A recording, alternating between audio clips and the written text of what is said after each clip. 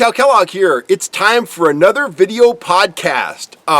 It's been a couple weeks. I worked the big International Sportsman's Exposition down in Sacramento a week ago, and then I got a cold or the flu or something, and I was under the weather for a little while. But feeling good again, and I am back. Last time we talked about lure color for trout, and today I wanted to address lure size.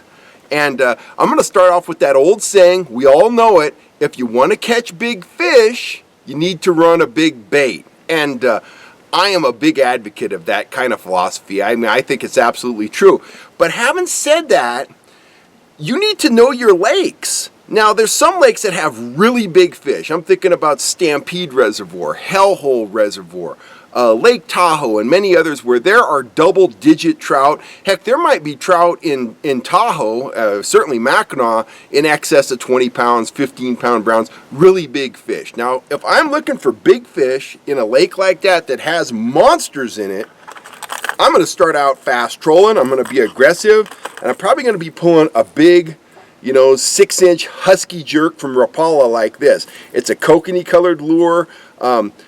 Lakes with really big trout tend to have kokanee populations, and this would just be a top choice. I would start out trolling this thing 3 to 4 miles an hour and work the structure and just see what happens. But that's all aggression. It's a very aggressive approach, and I'm looking for big, actively feeding fish. Now, let's say we want to use the same philosophy, but we're at a lake like Rollins Reservoir. It's one of my local lakes. Now, I've caught a lot of nice browns out of there, but I've never caught one over 5 pounds. I'm sure there's bigger ones in the lake, but your average big fish out of Rollins is going to be 4, maybe 5 pounds.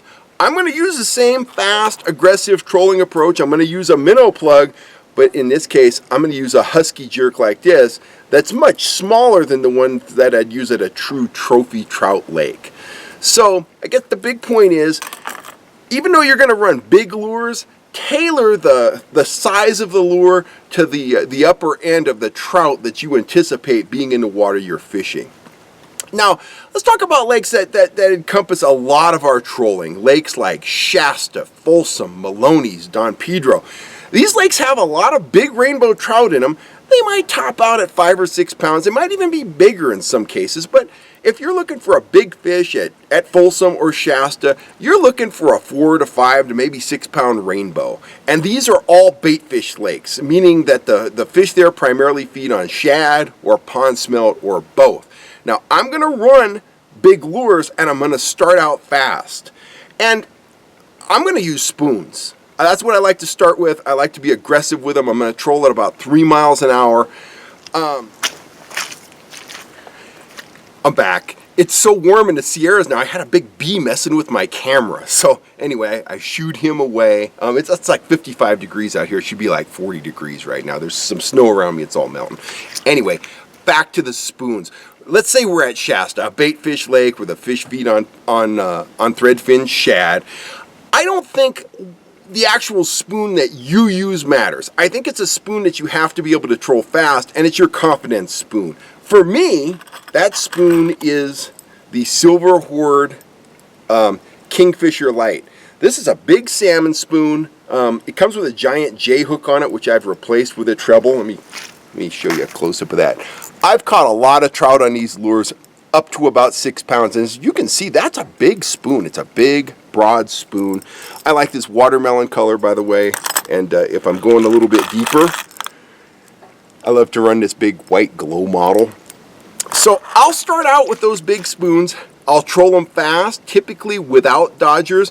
I'm going to use my sonar. I'm going to work any visible bait. I'm going to work any visible marks. I'm going to work the contours of the lake. I'm going to work drop-offs, big, faces of big bluffs that drop into deep water, stuff like that.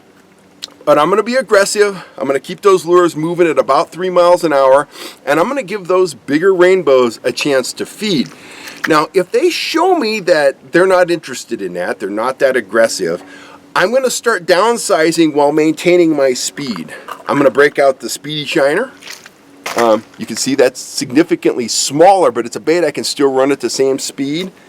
If that doesn't work, I'm going to take my speed down just a hair. I'm going to go about 2.7 to 3, and out come the humdingers, a great small shad imitation. Now, typically at that point, I've caught fish, usually.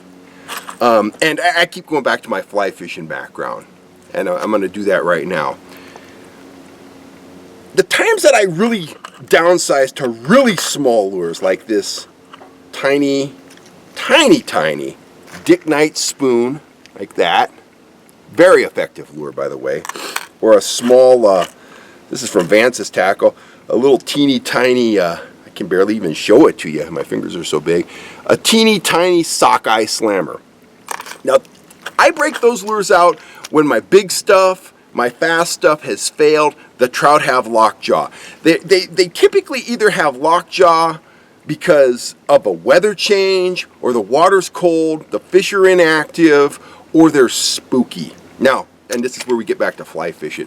Back in the good old days when I was a youngster and I was doing all this fly fishing, I used to spend a lot of time at Hat Creek. And back then, the stream is still planted, but back then it was planted heavily. And you'd go to a lot of places, you'd look into the water, and there'd be 25, 50, maybe 100 rainbows in one big pod. Right there, you can see them. And people are fishing salmon eggs and spinners and worms and power bait and everything you can imagine. And they catch a few fish, and then the bite dies. Those fish get lockjaw. They've seen it. Cousin Bill ate a red salmon egg, and he got jerked out by some guy and put on a rope. They're spooky. Well, I would come along with my fly gear, and I would put on a really tiny, like a size 18 caddis nymph imitation. I'd drift it through those trout, and I'd catch fish after fish after fish.